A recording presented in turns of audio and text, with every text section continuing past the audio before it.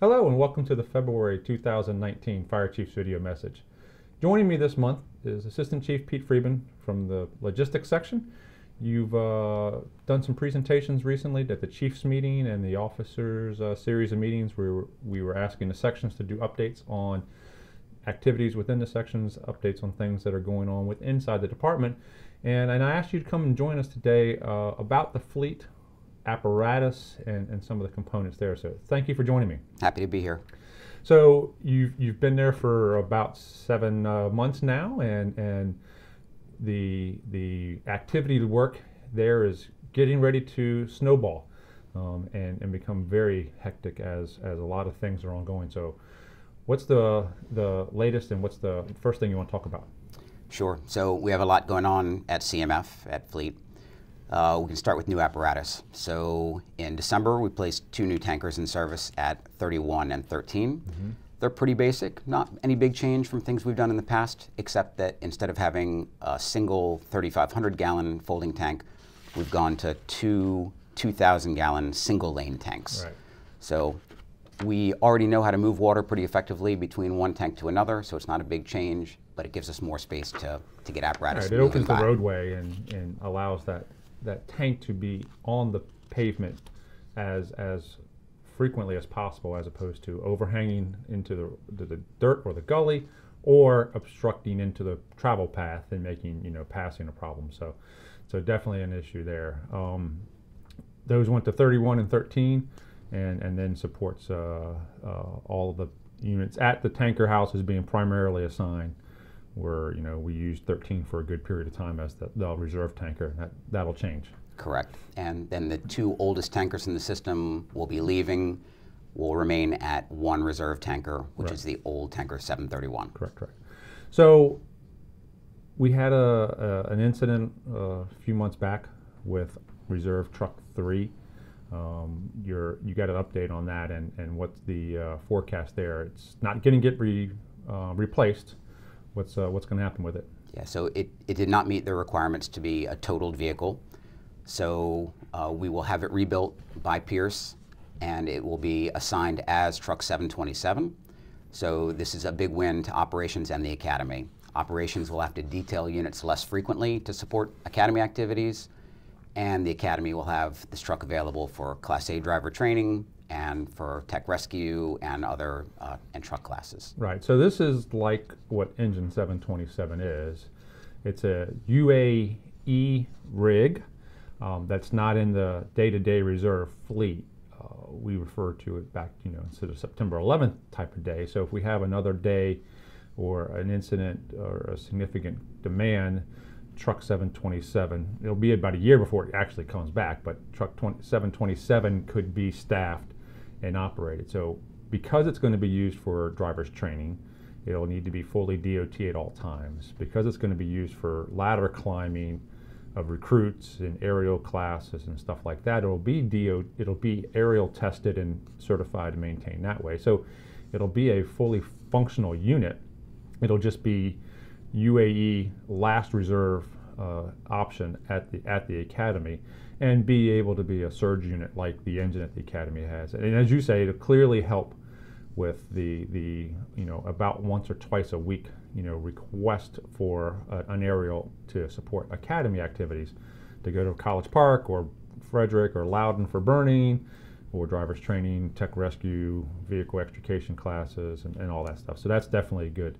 And as this picture shows, it's getting an entirely new fifth wheel back configuration. So the cab will get fixed, and a little refurbishment there, but everything from the fifth wheel back is a new build, and is a sign and testament to the injury, that minor arm injury that was sustained by the operator.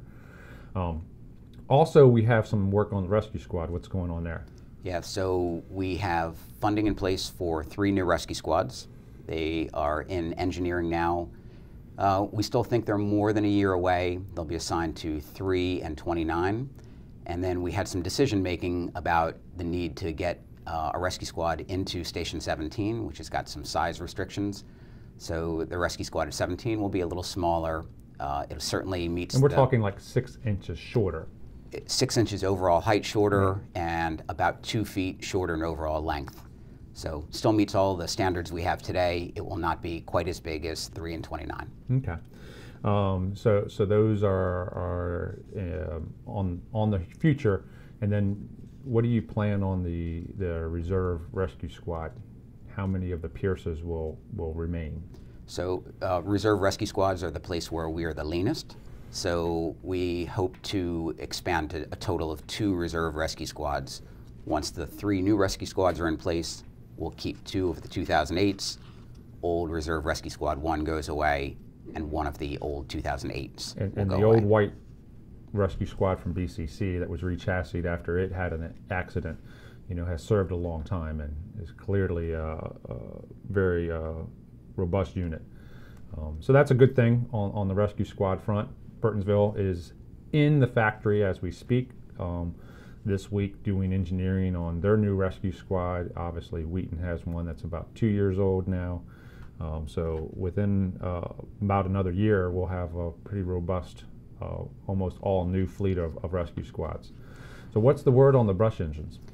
So the engine committee was at Rosenbauer in Minnesota in early December. We have 4 units being built there. They were 90% complete. We were able to test drive them, take them to the pump house, have them flow quite a bit of water.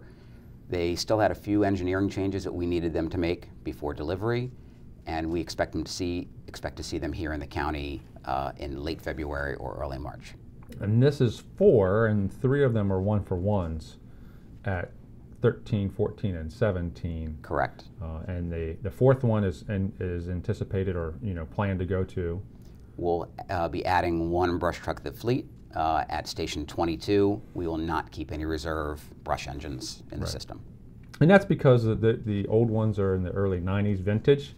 They're low mileage, but even some of the international components are becoming hard to come about. And the pump components, as we experienced a couple years back, are off the shelf, are not even being built anymore, and are a big problem. So it's definitely an issue, and with 5 of them in the county, counting Station 9s, this gives us an increase, so it's definitely a good deal. A lot of good work and news, and people were very happy a little over a week ago with the new engine 712. Tell us about that. Yeah, so exciting times for us. On February 1st, the new engine 712 went in service. It's run for about 10 days now. We're getting really good feedback from the personnel at Station 12. We have an open website where they can express comments, concerns, recommendations for future units. They've been very active, and the good news is the kind of complaints we're getting are really small improvements they would like to see. So that is really exciting.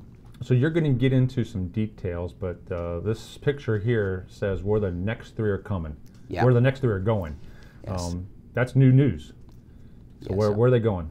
So we have 23 more being built. Right. We'll have a total of 24. And the next 3 just started in production this week. And they will be assigned to 31, 26, and 18. Right. So as we get into this, what is anticipated for how many stations will not have a Pierce engine when this is done? So great question, and that's the topic that most people want to know about. So we'll have a net of 24 new Pierce engines. Mm-hmm. There are 4 stations that have LFRD engines running first due, and we have 3 more stations that have 2014 Spartan engines. Mm-hmm. So ordinarily, those 3 stations would not be considered for new engines, except that 32 and 8 are running so many miles, they're going to be at 100,000 miles by the end of 2020. Mm-hmm. So we think that 32 and 8 are in consideration. The net result is that 6 or 7 stations will keep their current 2008 Crimsons as frontline. Right, and there's a bunch of factors, and as this slide shows, these are the points that you provided in the officers' meeting. Some of these are driven by operations. Some of these are driven by my office. We said that we were wishing to maintain one CAFS unit per battalion, so that's one of our factors and considerations. There's a storage space difference between the Spartan Crimsons as well as the Pierce, and does the rural station benefit from having more storage space? One of the most important facts that we drove through the meetings, and I want to outline here, is there is no plans to do hand-me-downs. So can you elaborate on that? Yeah, so we thought that was important, and it's our intent not to move a used Crimson from one station to another. We want to keep the best Crimsons in service and not reward exactly, but the people who've worked hard to keep their engine in good service or in good shape, they should keep their engine rather than receiving a hand-me-down. Right. And so the facts are, the final list will not be known until probably April, maybe even the May timeframe. As you said, we just decided just today on these 31, 18, and 26, and that points come every time they start a production. They need to know which ones to label them as and numerically identify them as. So the final pick has not been made yet, but in the next roughly 4 months, that is when it'll happen. And we'll get the information out, but that's what our considerations are. So I think it was very important during the meetings to let people know that and identify that there is a lot of considerations, not just ultimate mileage or not just ultimate engine hours or running volume of calls. So those are considerations. So new engine 712 has a fully netted rear hose bed. Can you talk about that, and why is that, and what do we anticipate going forward? Sure. So the 2009 version of NFPA 1901 requires a cover of some type over the top, front, sides, and rear of all hose storage areas. So any engine built after that standard is supposed to have coverage across all those things. Right. So they're real, they're here to stay. I know they look really awkward. People are probably not going to be happy with them. We know we've got one design that's on the current engine 712. We've got another design that's completely different that is being built by Pierce's subcontractor. And we've got a local vendor who can modify or build them. So we're going to try a bunch of different setups between a complete drop-down, split left-right, or another system that you can pull a release and it falls straight down. And we don't know which one's going to be best. Right, and as this picture here shows, this is actually a Baltimore rig, the Engine Company 8. And that's the point, is the committee walked around the factory looking for ideas, and everything has pros and cons. It is an NFPA requirement. We're peeling back the issue here and looking at it and recognizing that we have a couple gaps. There's a couple rigs within the county that do not have the full rear net on them that were designed to have that. It's something that we're addressing, something that we're recognizing that we need to change, because we've been here long enough. We've all been involved with loss of hand lines, loss of hose, and the damage that can do, and there always is in personal injury and events each year from hose of some nature falling off and striking a person or thing and causing personal injury. And that was what drove the 1901 requirement, as an example. So there's a couple rigs out there that we are going to come back and adjust. All of the 07/08 Spartan Crimsons had the hand line complement with that center net, or that solid cover in the center with the LDH on the outsides. That was pre the 1901 requirement. So that's one of the key things, is as you build a rig, it has to be built to the standard at the time of engineering. So that's some of the history behind that, and it's something that I'm very strongly believing that it's a necessity, so that we can keep our people as well as our residents, safer, so that we have this protection for hose coming off unintentionally. So it's something that I know the folks are looking at and have actually kind of been surprised by how the one at 12 is actually working. So I appreciate the work that you and the committee did once it got here to figure out, some ways and means to make it work. Sure. We've been working hard to try and get the best product for operations. Right. So when it comes to the end of this year, 2019, the Pierces will go away. The Freightliners that are in the reserve fleet will go away. So we're going to end up with an entire Spartan Crimson reserve fleet on the engine capacity. What is the guidance you gave during the meetings about reserve equipment or apparatus onto reserve switchouts? Yeah, so as an organization, we spend a lot of energy tracking down missing equipment. That typically happens when we do a partial switchover of apparatus. So we have struggled for years to try and maintain Chief Carr's vision of having fully stocked reserve engines. We struggle every day to even keep a few of them as ready reserves. So when we have an engine that's got a partial set of equipment, an engine goes out of service, they do a partial switchover, then their reserve engine needs maintenance or breaks down, and we end up with equipment lost everywhere. So we are working towards a system where our reserve engines will only have hose, ground ladders, hard sleeves, and not much else. The downside is there'll be more equipment for our station personnel to switch over when they go into reserve. The upside is we will lose less equipment and spend less time tracking it down. And most importantly, the best practice, if you know you're switching out into a reserve, is to strip your unit at the station so you maintain control of all the equipment. Go get your reserve, bring it back to the station, put it back on, and that way if something doesn't fit, you're maintaining control and are less likely to have it lost. Absolutely, and the ultimate goal, and I've challenged yourself and Eric before you to ensure that we have a couple fully equipped UAE reserve engines. The facts are we're going to do that, but they're going to be under sub lock and key, and I'll use the example of probably only the battalion chief will be able to access those rigs at station 21 or maybe at station 6 or 16 or other places like that, because it's a challenge that is one that we haven't broken that nut on and figured out how to achieve it. So we will have some UAEs that are fully equipped. So when it's 3 o'clock in the morning and the fire engine caught fire, and you got a rig that you can just grab and get. Also, you all are working, and I believe it's Captain Dietz is working on a few engines in a box.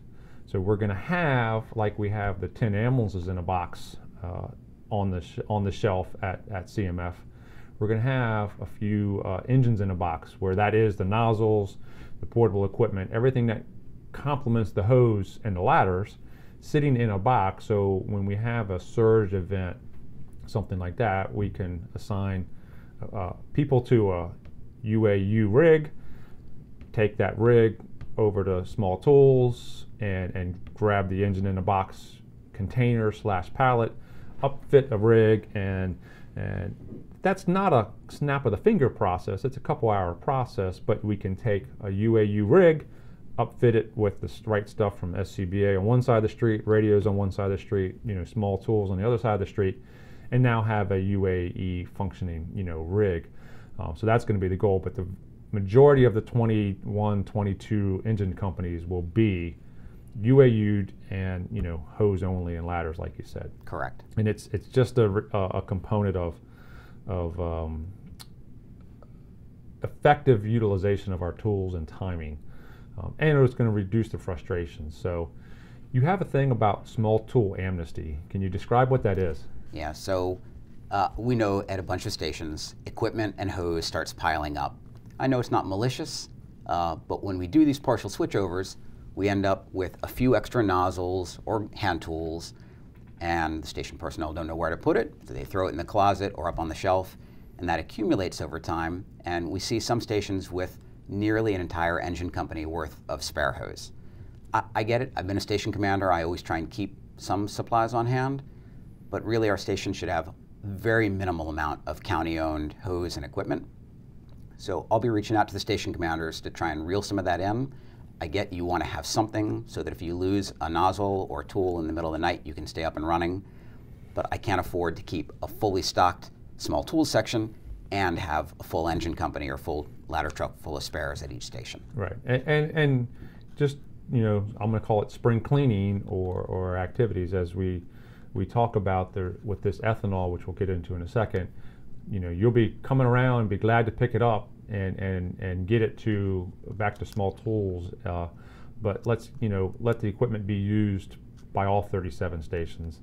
And it'll allow us to have those engines in a box ready, the fully equipped, engines stored as necessary, and use the equipment as best suited. So it's definitely a goal and something we can achieve. We just have to all work at it together.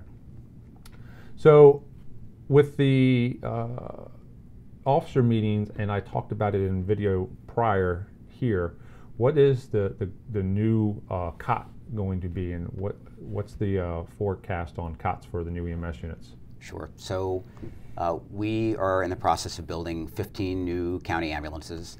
We expect to have delivery of them late 2019. And there's been a change in the national standards for how we secure COTs in ambulances. So we had to make a change from the current antler style mount to some sort of center mount track. So we had the ambulance specification subcommittee meet.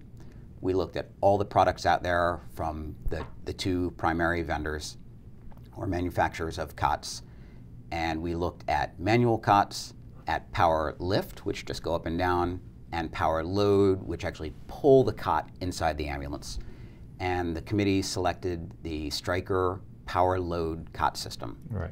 So all 15 of these ambulances will come with the power load system. A lot of implications here. We need some training. We will need to work on how one COT from an old version fits into a new unit. They're mostly compatible. There may be a few patients that you have to move from one COT to another, but that was going to be true regardless of what product we chose. We just had to move to an updated style. And the new COTs carry patients up to 700 pounds. We know there's a little gap there, but there's no solution yet, for the larger bariatrics. Right, so this will take care of most of our bariatric patients, but our heaviest bariatric patients, we're still going to need some other system in place, and we have not worked out all the details of that yet. Right. So definitely a good deal, and there are a few significant back injuries or back injuries resulting in long-term disability, and one of those alleviated is the price of, or the savings of, what these power loads will provide us. We do have to change our operational posture because we're not going to be able to move this COT into or up 4 steps into a garden apartment building because itself is heavier, and then you throw a patient on top of it, it's heavier. So patient movement will just be adjusted, and that's part of those training points that you talk about that will be a part of the summertime and early fall as we approach things. So a lot of good news on that, and those that have, because there are some Furno power COTs out there, and there's a couple of Strykers like this already out there. Everybody does really like them. So we were talking about switching apparatus. We were talking about how where to do that switching. One of the things that's evolved over time is access to A9 or cold storage at South Lawn at PSL. So what is the current situation there, and how is that best addressed? Yeah, so we had a couple issues to update. Originally, only battalion chiefs could get into the storage bay and the gate at CMF. That was really challenging because we routinely, on nights and weekends, need to switch over apparatus. So we have updated the access so that all lieutenants and up, career or volunteer, who have a swipe card can get into the front gate. They can get into the storage bay in A9, and they can get into the administrative hallway so they can gain access to the bathrooms while they're there switching over apparatus. and we have a key for the MDCs hanging in the key box inside the storage bay. Right. So we're hearing the feedback. We're working to make the adjustments. One of the feedbacks was, just access to the bathroom. We made it so that officers, career or volunteer, could get to A9 in the storage area. But when you're there for 2 hours after being on a call for 4 hours, and you have no access to the hallway to the bathrooms, there was just a gap, and that was a gap that was solved by adding a new swipe card and making that a part of the thing. But it came from a field request and someone saying, hey, why can't we do this? Why can't we do this? It was a very simple request and was accomplished through, and I appreciate the persons that brought it up. So definitely a capability there, and that's a part of having central maintenance and the support. So switching topics for a quick second, one of the things that you talked about in the meetings was apparatus door alarms, and what is driving that, and what and where that is so important, and how you're addressing that. Can you highlight that? Sure. So I knew when I came to CMF that this was a problem. I did not understand the scope of the problem. This is primarily an issue with the 2008 Crimsons. The type of wiring they have doesn't indicate which door or compartment door or sensor is malfunctioning. So it takes a lot of diagnostic work. So to find out the scope of the problem, I sent a survey to the station commanders, and the problem was bigger than I knew. At any given time, about 10 engines, or 10 units total, have a disabled door alarm system. And while I can never say it's okay to disable your door alarm system, I understand how we get there. At 3 in the morning, the alarm's going off. There's no good reserves to switch into. So again, I'm not saying it's okay to turn off your door alarm system. What I will say is if you come in at 7 in the morning and your door alarm system is disabled, take some action. Work hard, contact CMF, make a phone call, not just a defect report, but follow up. Let's see if we can get you in and get this problem solved quickly. We want to keep our people safe as best we can. Mm-hmm. And to support this, one of our new technicians is primarily assigned to fixing door alarms. Having said that, they break as fast as we can fix them. And as you said, we call it a door alarm, but practically it involves the monitor, the ladder on the side, all of the compartment doors, and all of the cab doors. So there's close to 12 to 20 sensors that drive into that circuit. So the newer systems actually say which door it is. So the troubleshooting is pinpointed down to 1 out of 15 or so. So it's definitely an issue. Yes, indeed, the flashing red light can be a safety issue within the cab. The audible component is a distraction as well as a safety issue. But it is a higher safety issue that somebody up front doesn't know that the door came open. And it's clearly one that we're providing support at the most effective way we can. And we want folks, like you said, do a defect, but immediately concurrently follow up with the phone call to the crew chief on call number and ensure that they say, okay, come in at 11, come in right now, and get that addressed so that that safety feature is available to us. Absolutely. So Dave Polikoff was in here once before talking, I would use the word theoretically, about the new hose and what we had done and what the folks at Company 16B had worked on. It's now here because Engine 712 is now here carrying a full load of Mercedes hose. There's an information bulletin coming out about it. Give us the key points that we need to know about Mercedes hose. Yeah, so Chief Polikoff and Captain DeVries and the companies in Battalion 1 did a lot of work on this. Their goal was to make hose lines that flow effective water but are easier to maneuver than what we had. And the net result was they found one particular product, Mercedes hose, with a particular nozzle that flowed as much as our 1 3/4 lines, but even at the 1.5 inch size, so they have more maneuverability, less weight, still flowing the same amount. And the only big change is that we will only be putting the 1.5 inch hose on new engines. We're not retrofitting anything. If you have this 1.5 inch line, and you lose a single section of it, you can't mix old 1 3/4 with new 1.5 inch. So right. if you lose a segment, you got to switch that whole hose line over to 1 3/4 inch. All the other sizes can mix and match. We're not saying the new product is better. We're not saying that the new 3-inch Mercedes is any better than anything else. But for the 1.5 inch attack lines, and that's what our primary attack lines are, we have 3 1.5 inch lines on the new engines. Right. You can't mix and match anything in there. Right. And Dave tested engine 712 before it was put in service to see, okay, it's here. We did it on this engine. Now it's physically the Pierce itself with the 1.5 inch. Tested it. It flowed what they had tested it on, any other rig. So we validated that. I know Company 12 has also, self-assessed the flowing capability of the hose on the engine since they've got it, and all appear to be, impressed, as well as, concurring that this is doing, the objective.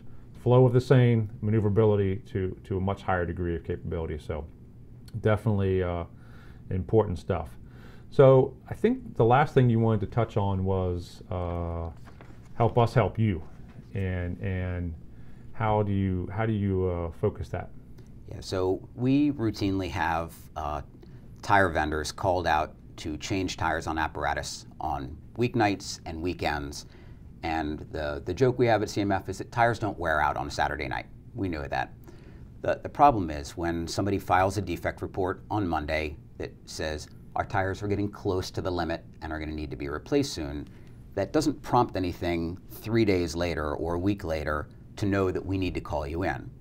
If you're on engine 708 and you've got low tires, we got to get you fixed before the weekend. So what you're saying is engine 708 that reads 2:30 seconds away from tire changing criteria is in need of replacement that day or the next day. The same 2:30 seconds difference on the engine tanker at station 37 maybe can be accomplished that later that week or next week. But a defect for a tire that's not at out of service criteria is not going to flag you all to call the tire vendor to have them come out during business hours for that.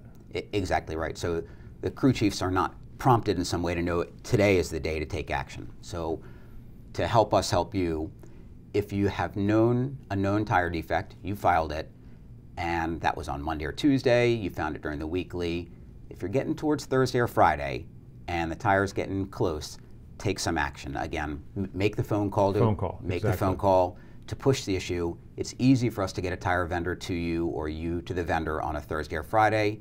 It is very expensive on a weekend or a weeknight to get them out to you. Right. So and that's the ultimate, is to ensure we get the tire corrected as we do, and recognize that a defect without it being flagged as out of service, which it's not when it's above the criteria, is not going to trigger that. So a phone call is the helpful component, and your folks, whoever's answering the phone, is going to recognize that and work as they can with the vendor and the company to address that tire issue. So definitely good information that was given out during the officers meeting, and I wanted to cover it here. So anything else that you want to add to how things are going on at PSL up on the hill? Yeah, so finally, if you do need a tire on a weekend because you have a nail in the tire or you have a blowout, only the battalion chiefs or duty chief is authorized to call the tire vendor.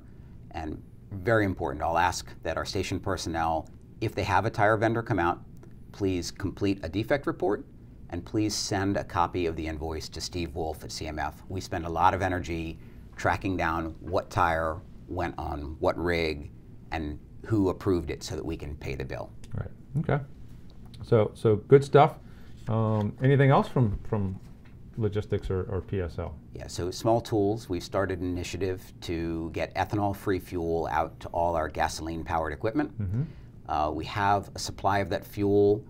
We have changed a couple stations over, and the plan is that we'll send a team of 2 people out. They go to a station, they drain all the portable equipment tanks, We provide a batch of the ethanol-free fuel. That station's now switched over. We'll still keep supplying that ethanol-free fuel. It's going to take a while to get to all the stations. A few stations have taken their own initiative to do that, which is helpful.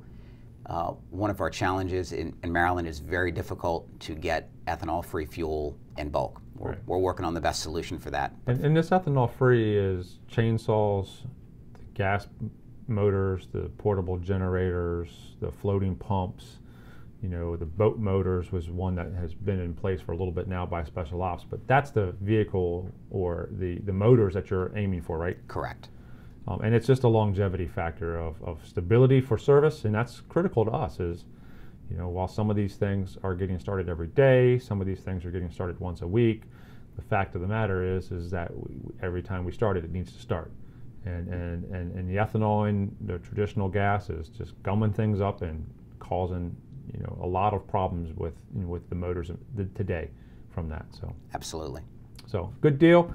I appreciate you coming in. I appreciate the information during the officers meeting as well as here, because again, today's update included information about the next 3, you know, Pierces. That was different than what we had, you know, just 2 weeks ago. So Pete, thank you. Thanks to all the folks at PSL, crew chiefs, mechanics, parts folks, admin folks, the folks in telecom, BA shop, small tool, or excuse me, property and supply and small tools. A lot of stuff happens up on that hill and is definitely centralized location for support. So I appreciate that. Thanks for the opportunity. Thanks to everybody there. So as we wrap up the February video, I wanted to let everybody have a chance to hear what's going on in logistics, as there's a lot moving, a lot of changes there. As we are getting ready to roll out of this winter time frame, as I hope we can, reflect and understand your readiness for winter and our ability to operate in those freezing cold sub-zero levels is a challenge, both on Pete's apparatus, the apparatus in your station, as well as to the people. So be ready for that. The warmer days of spring are going to be here very short. You know, our Punxsutawney Phil did not see his shadows, so they say we're going to have spring right around the corner. So until next month, take care, be safe.